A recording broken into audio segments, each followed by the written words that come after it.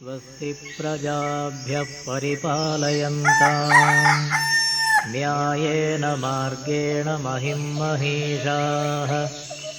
गोब्राह्मणेभ्यः शुभमस्तु नित्यम्। लोकाः समस्ताः सुखिनो भवन्तु। काले वर्षतु पर्जन्यः। पृथिवी सस्यशालिनी। देशोऽयं क्षोभरहितः। ब्रह्मैवतेन गन्तव्यं ब्रह्मकर्मसमाधिना। ओम शांति शांति शांति।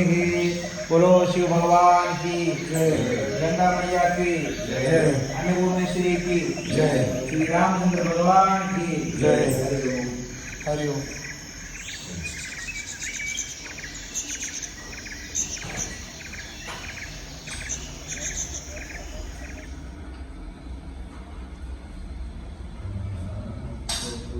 ഡോക്ടർ ജയറാംജി ഉണ്ടാക്കിയ പ്രത്യേകതര അച്ചാറാണ് ഇത്. അച്ചാർ മാത്രമല്ല, ഇത് മരുന്നുമാണ്. പലതരം ദഹന സംബന്ധമായ ആരോഗ്യ കാര്യങ്ങൾക്കൊക്കെ വളരെ ഉത്തമമാണ്. ഡോക്ടർ ചെറുതായി ഇതിനെക്കുറിച്ചൊന്ന് പറയുമോ?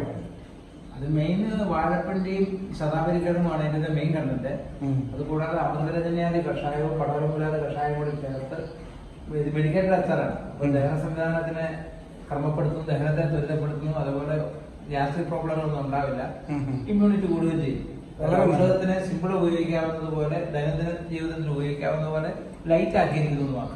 വളരെ നല്ല കാര്യം.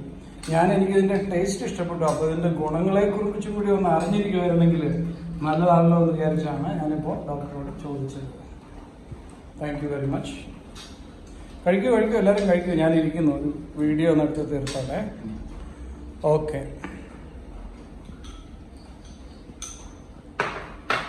स्वस्ति प्रजाभ्यः परिपालयन्ताम् न्यायेन मार्गेण महिं महिषाः। गोब्राह्मणेभ्यः शुभमस्तु नित्यम्। लोकाः समस्ताः सुखिनो भवन्तु। काले वर्षतु पर्जन्यः।